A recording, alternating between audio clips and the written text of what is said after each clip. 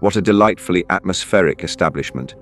Nothing quite says civilized discourse like rusted pipes and the lingering aroma of industrial solvent, though I suppose it's fitting two men who operate in society's shadows meeting in a place that looks like it fell through the cracks of civilization itself. Place serves its purpose. No recording devices. No witnesses. No distractions from pretty decorations and comfortable furniture. You prefer your Baker Street apartment. All those books and luxuries while people suffer outside. Touchy about the accommodations, are we? I simply find it curious that a man so concerned with absolute morality chooses to meet in a place that looks like it doubles as a methamphetamine laboratory. You're quite right though, comfort can make one complacent. I'd argue there's a difference between luxury and basic sanitation. Sanitation. Interesting choice of words from someone who cleans up crime scenes instead of preventing them. Tell me, Holmes, how many cases have you solved where you admired the killer's cleverness? How many times have you been more interested in the puzzle than the victims? Street experience versus academic training, both valuable, I'll grant you. Surely you've encountered situations where the obvious answer was wrong. I've solved cases where the grieving widow was the killer, where the trusted priest was the predator. Appearances deceive even experienced observers. Exceptions don't disprove rules. Yes, sometimes wolves wear sheep's clothing, but most wolves look like wolves. Your problem is you make everything complicated, when most crime is simple. Bad people doing bad things because they can. How many killers escaped while you were proving their innocence? Interesting question. Consider this though. How many innocent people suffered while you were proving their guilt? I investigated a case once where a man was beaten nearly to death by vigilants who knew he was guilty. Turns out the real killer was his brother. Your certainty can be as dangerous as my doubt. One mistake doesn't justify letting hundreds of guilty men walk free. Your system failed that innocent man too. If proper justice had been done to real criminals, no vigilantes would be needed.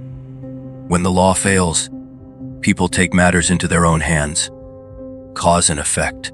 Which came first, the failure of law or the rise of vigilantism? Perhaps people lose faith in justice precisely because they see masked figures dispensing violent retribution. You might be creating the very curse you claim to prevent.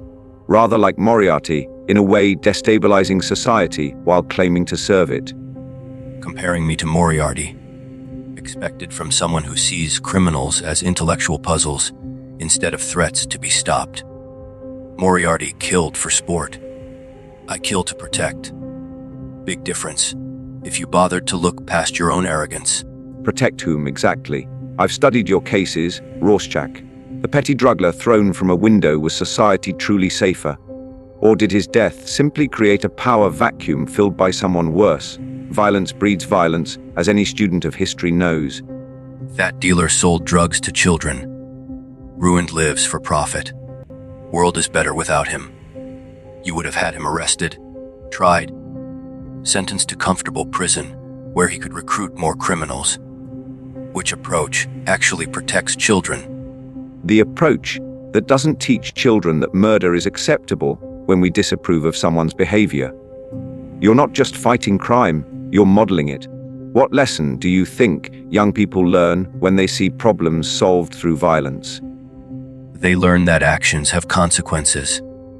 That evil doesn't always escape justice.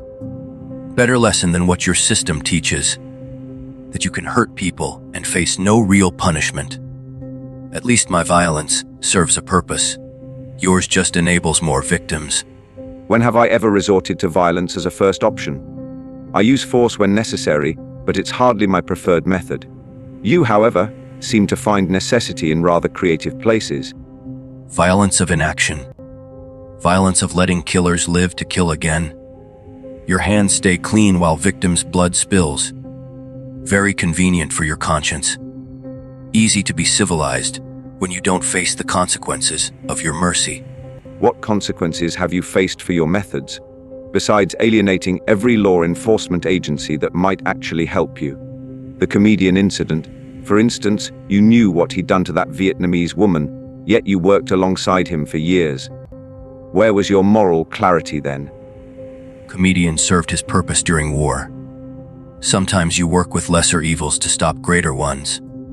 Doesn't mean I approved. Doesn't mean I forgot. When the time came, justice found him too. Your point? My point is that your moral absolutism becomes surprisingly flexible when convenient. You condemn compromise while making compromises. You rail against corruption while working within corrupt systems. Perhaps you're more like the rest of us than you care to admit. Everyone makes compromises. Difference is I don't pretend mine are virtuous. When I worked with Comedian, I knew what he was. When I killed him, I knew what I was becoming.